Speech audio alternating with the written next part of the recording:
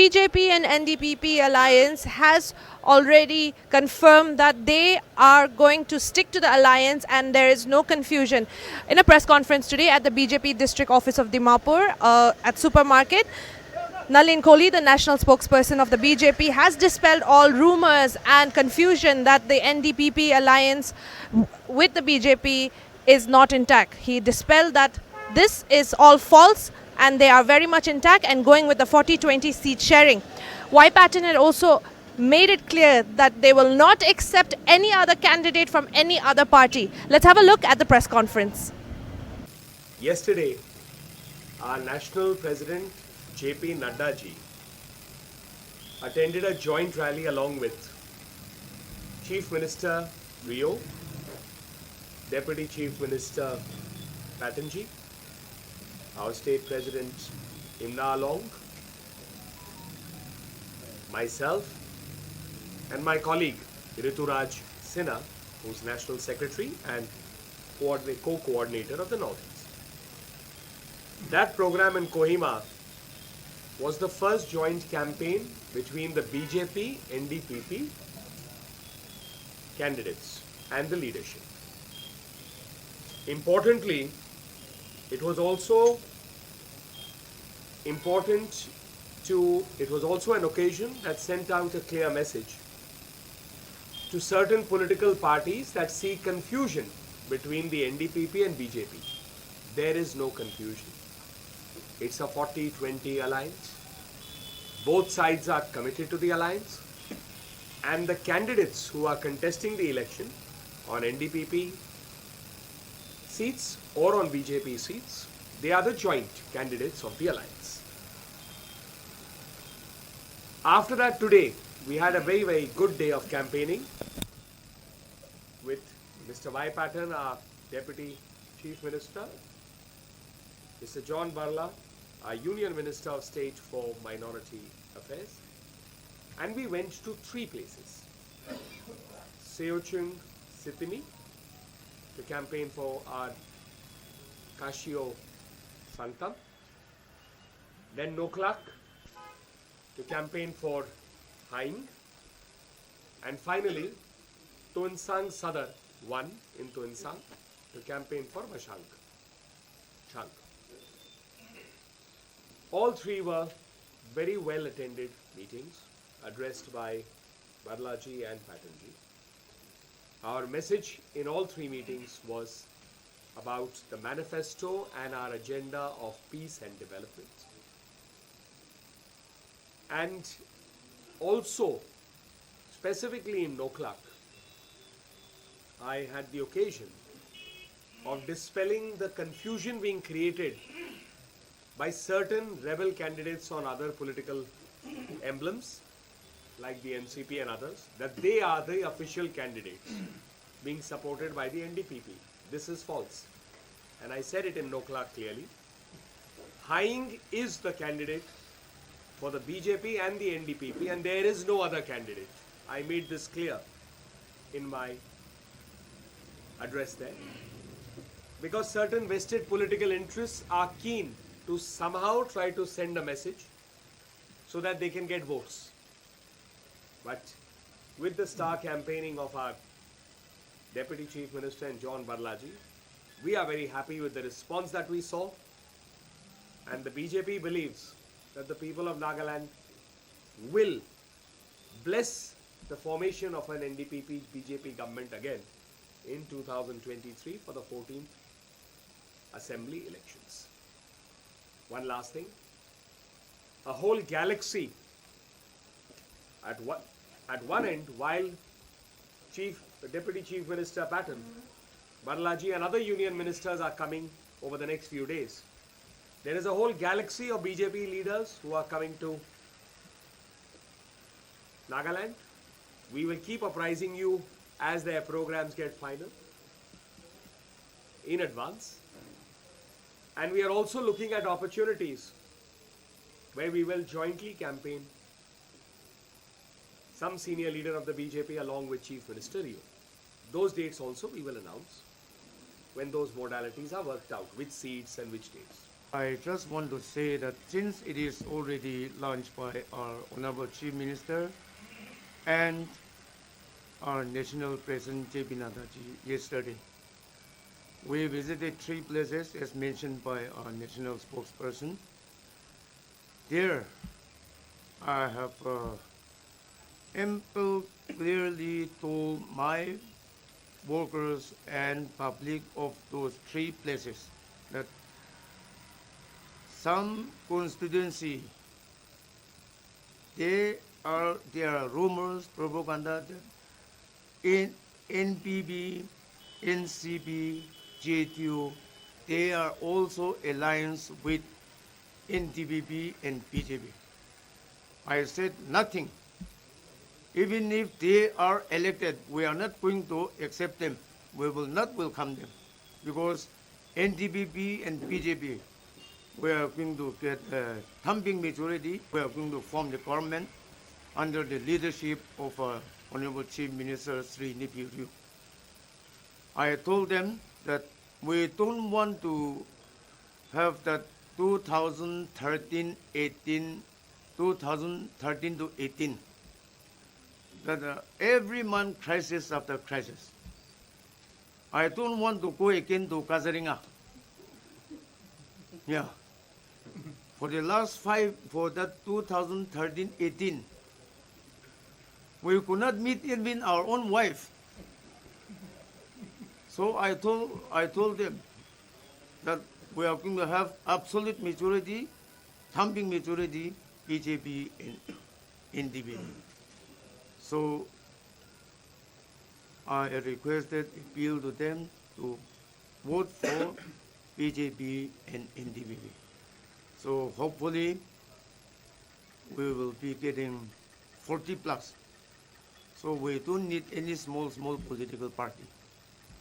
So under the visionary dynamic leadership of our Honorable Prime Minister and our Home Minister, with this 5 years from 2018 to 23, so many development activities taking place, free of rice, water, and the most important thing is done by our Home Minister Amit Shahji, lifting of Armed Special Power Act from 15 police stations in Nagaland. So it is a great achievement for our BJP under their leadership. There is no issue for seat sharing now. Since our central leaders, they have decided we'll have to abide by the central leaders' decision. So there was some issue, but now I appeal to all the BJP ticket seekers to cooperate with the present arrangement and support NDPP and BJP to have our own government. Before John Barlaji speaks, I thought I must introduce and point out something. One interesting aspect which we got to know only in the campaigning today. John Barlaji was a pastor. Yeah. Before he joined the politics. And he then was a man, as he said, was earning 5,000 rupees a month. And what a story. A pastor, then he was working with the poor, earning 5,000 a month. He was offered the ticket of the BJP, he became an MP. And today, Prime Minister Modi has made him the Minister of State for Minority Affairs. I came before, 3 days before, and I have already visited Assembly constituency, 6 constituency already I have visited. And what I have seen, people of Nagaland, whenever I go for campaigning, huge gathering, crowd, that means people of Nagaland, they accept the Modi. They accept our Honorable Chief Minister Rio. They accept the leadership of our Deputy CM Patton, and they accept the BJP. That's why we have seen huge gathering from every village whenever they listen, the central minister are coming, BJP central leader are coming. That means you have seen huge gathering. Today also I have seen huge gathering. That means they accept the leader of Modi. They want development. And before you have listened with our Deputy Chief Minister what he has told. What before going and now what is going on. Only our Pradhan Mantri always used to say Sabka Saath, Sabka Vikas, Sabka Vishwas and Sabka. These 4 sentences, everything we know about. So I want to tell, we have to unite it. Without united, we cannot development. And now only Modi is there. Modi hai to mumkin hai. Otherwise no one can development this area, this state. Only Modi can. So before no any minister came and no prime minister. 50 times already our prime minister visit in northeast. 400 times already our ministers visit in different place in remote area. Suppose I am a minister of minority, but I want to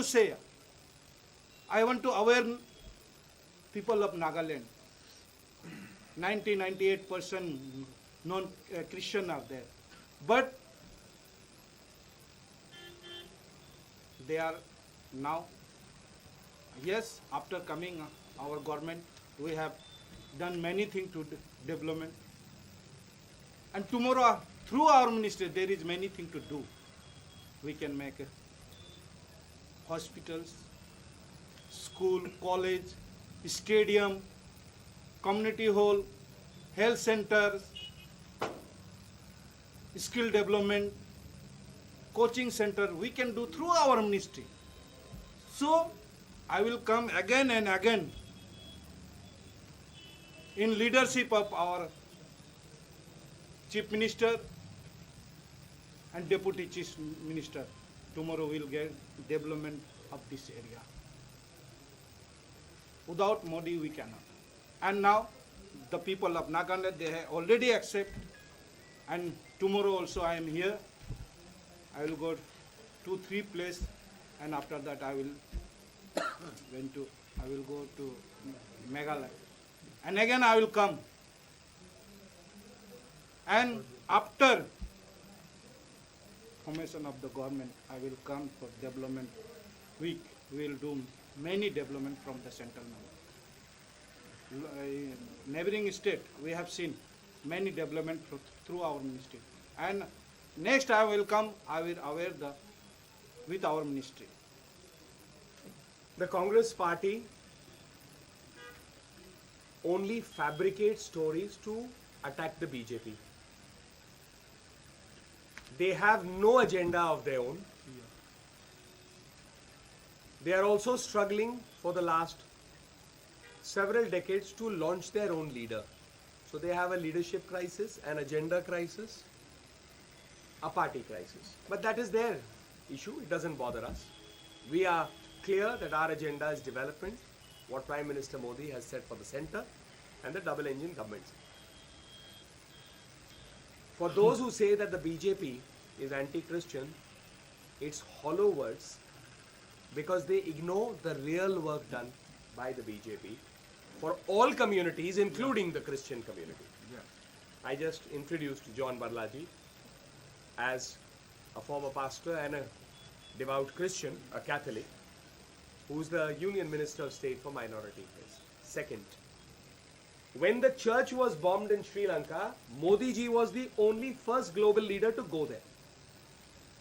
He interacts with the respected Pope. Globally, he is seen to be one who stands for these values.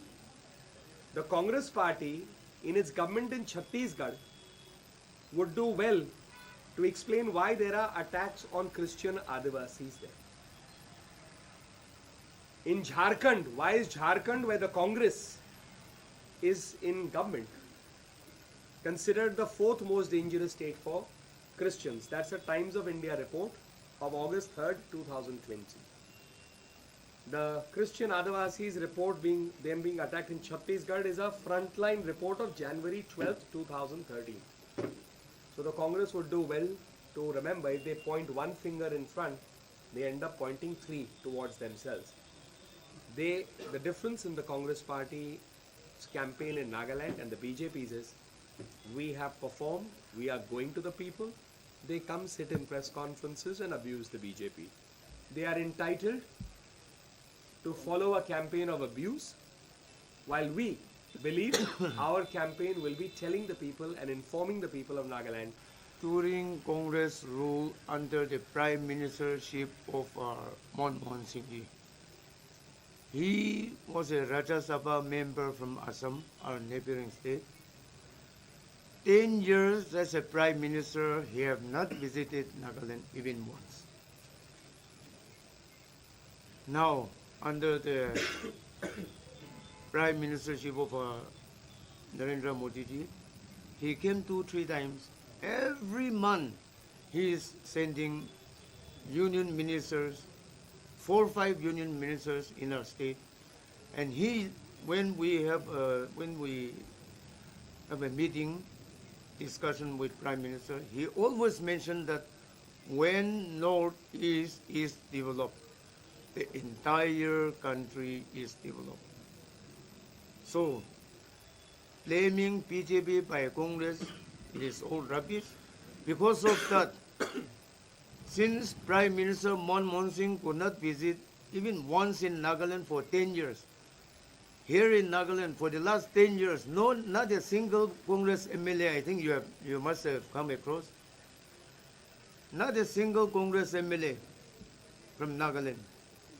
So there is no question of BJP harassing, torturing Christians. It is just a rumor and propaganda, and it is doing by the party, I think, not by BJP.